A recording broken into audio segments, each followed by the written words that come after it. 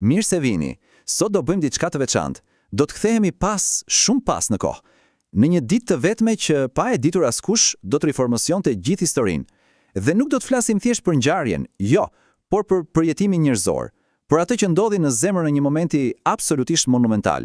Kjo na çon tek një pyetje thelbësore. Si mundet një fjalë vetme të ndezë një revolucion të tërë?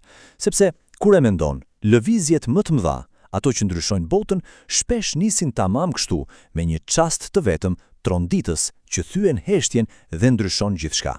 Dhe historia që do të tregojmë sot fillon pikërisht në një moment të tillë.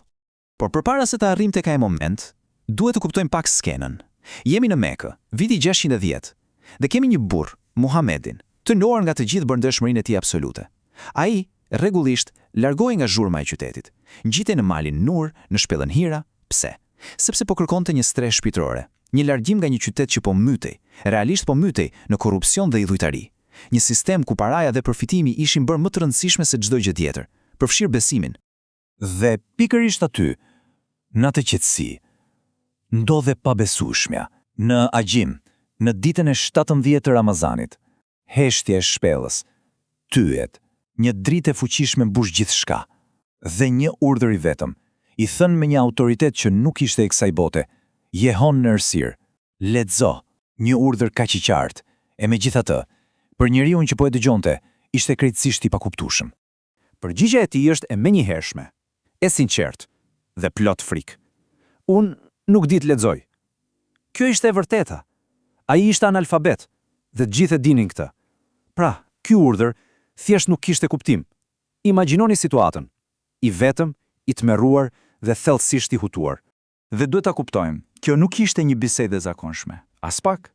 Pas përgjigjes së tij, ajo qenie e dritës e shtrëngon aq fort sa ai mendon se po i del shpirti. Presioni fizik dhe shpirtëror ishte diçka e papërballueshme. Dhe pastaj, urdhri vjen sërish, lexo. Dhe përsëri, lexo.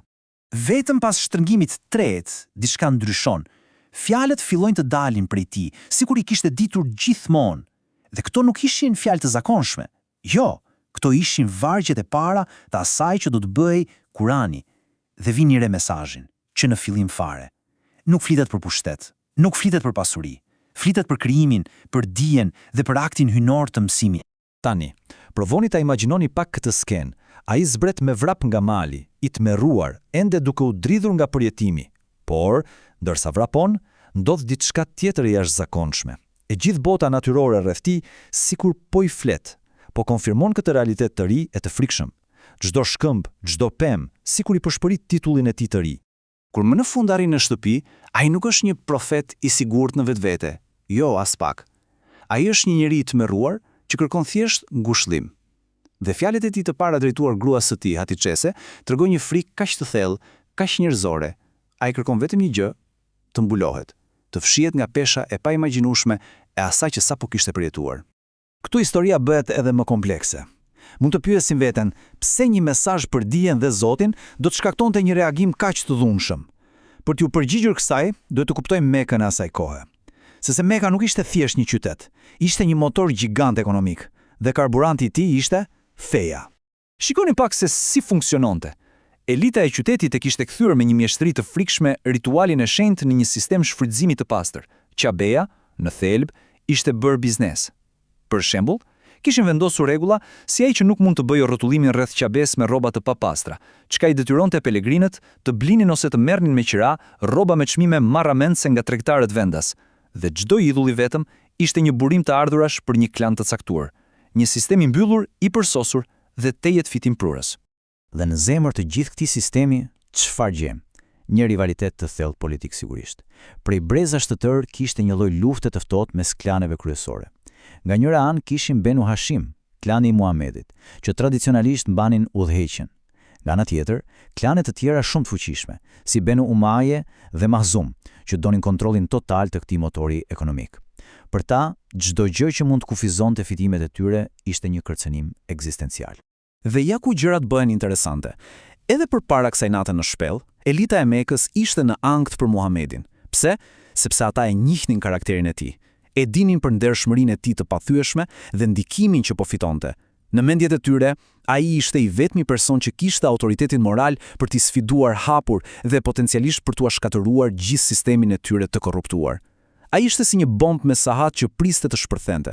Ndaj reagimi i tyre ishte i menjëhershëm. Sapo fjala e parë për përvojën e Muhamedit filloi të përhapej, liderët u mblodhen menjëherë në parlamentin e tyre, Dar el Nedva. Dhe dëgjoni këtë, ata nuk debatuan se historia ishte e vërtetë.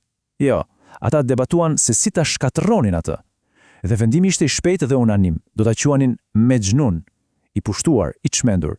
Një fushat shpifjesh e planifikuar për të helmuar mendjen e njerëzve që në sekondën e parë. Mirë, tani le të largohemi nga komplotet e qytetit dhe të kthehemi përsëri tek ajo skenë intime, në shtëpinë e tij, sepse ndërkohë që Amerika po komplotonte, aty brenda po shpalose një histori krejt tjetër, një histori mbështetjeje absolute dhe besimi të palëkundur përballë një frike që zorë se mund ta përshkruajmë me fjalë. Këto janë fjalët e Hatixhes. Dëgjojeni me vëmendje. Ajo nuk u tremb nga paniku i tij. Përkundrazi, ajo bëri diçka të mrekullueshme. E ankoroi atë tek vetë karakteri i tij. Ajo i kujtoi se kush ishte ai në të vërtetë, një njeri që ruan lidhjet farefisnore, ndihmon të varfrit, nderon mysafirët. Argumenti i saj ishte kaq i thjeshtë dhe aq i fuqishëm. Një zot i drejtë, tha ajo, nuk do ta poshtëronte kurrë një njeri si ti. Por Hatixheja nuk u ndal vetëm me fjalë ngushëlluese. Ajo ishte një grua veprimi, mori hapa konkret. Shkojmë një herë te kushëriri i saj i mençur dhe i moshuar, Varaka, një njeri që i njihte shkrimet e shenjta të mëparshme. Dhe përgjigjja e Varakës ishte një konfirmim i dyfisht. E para, ai konfirmoi se vizitori ishte pikërisht engjëlli i shpalljes Xhibrili, i njëjti që i kishte ardhur Musait.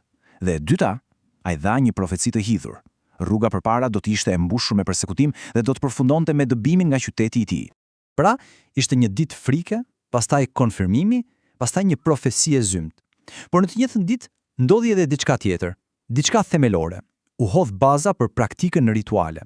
Feja e re nuk filloi me ligje apo dekrete publike, por me një mësim të thjeshtë dhe krejtësisht privat.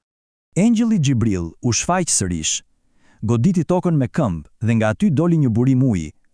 Atje, në atë vend, ai i demonstroi Muhamedit ritualin e pastrimit, atë që njihet si abdes. Pastaj e udhëhoqi atë në lutjen e parë, namazin e parë. Dhe çfarë bëri Muhamedi? Menjëherë u kthye në shtëpi dhe ja mësoi të njëjtat gjëra Hatixhes, dhe ata të dy u falën së bashku, duke kryer kështu aktin e parë të përbashkët të adhurimit të këtij besimi të ri. Dhe dita ende nuk kishte mbaruar. Atë mbrëmje, pikërisht ndërsa shpifja Mexhnun po fillonte të merrte dhënë nëpër Mekë, erdhi një shpallje e dytë. Dhe ishte një përgjigje drejt për drejt ndaj tyre, një ngushëllim hynor, jo vetëm që e hodhi poshtë akuzën, por shkoi më tej, lartësoi karakterin e tij, duke thënë se ai ishte me të vërtetë me moralin më të lartë. Në një moment, kushëriri i tij i ri, Aliu, i sheh ata duke u falur dhe natyrisht pyet se çfarë po bënin. Muhamedi ja shpjegon gjithçka, por pastaj shton një udhëzim absolutisht thelbësor. I kërkon Aliut ta mbajë sekret atë që pa dhe dëgjoi. Shikoni pak, që nga dita e parë, që nga momenti i parë, nevoja për maturi dhe vështetësi ishte strategjike, ishte domosdoshme për të mbrojtur këta besimtar të parë nga reagimi i dhunshëm që e dinin se do të vinte. Këtu kemi një detaj vërtet të mahmitshëm nga burimet historike. Një dietar ka bërë një llogaritje dhe ka arritur në përfundimin se gjatë 23 viteve të ardhshme, engjëlli Xhibril do të takonte profetin rreth 26.000 herë. Një shifër e jashtëzakonshme. Kjo na tregon se marrëdhënia e tyre shkonte përtej thjesht një postieri që sillte mesazhe. Kjo tregon për një udhëzues të vazhdueshëm, një mësues hynor që ishte aty në çdo hap të rrugës. Atëherë, kush ishin anëtarët e parë të këtij besimi të ri? Komuniteti i parë musliman. Shikoni këtë listë.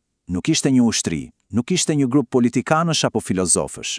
Ishte një familje. Muhamedi, gruaja e tij Hatixheja dhe 4 vajzat e tyre të vogla, Zenebia, Rukia, Kulthumi dhe Fatimja. Thuhet se atë mbrëmje, kur dëgjuan tregimin e babait të tyre, edhe ato e pranuan mesazhin. Komuniteti i parë pra ishte thjesht dhe vetëm një familje. Pra, çfarë mëson nga gjithë kjo? Cili është thelbi i kësaj dite të parë? Është ky. Një lëvizje globale, që do të ndryshonte rrjedhën e historisë njerëzore, nuk filloi me një fjalim bombastik para turmave. Jo. Ajo filloi në heshtjen e një shpelle, me frikën e thellë të një njeriu, me ngushëllimin e palëkundur të një gruaje dhe me një lutje të kryer në fshehtësi të plotë. Dhe kështu, dita e parë përfundon. Një fener i vogël është ndezur brenda një shtëpie. Por jashtë, në errësirën e një qyteti që e ndjen se themelet po i tronditen, elita tashmë po përgatit përgjigjen e saj. Kjo na lë me pyetjen e madhe. Një familje tani është një komunitet, por në një qytet të ndërtuar mbi pushtet dhe përfitim, sa gjatë mund të qëndrojë fshehur një sekret që kërcënon absolutisht gjithçka?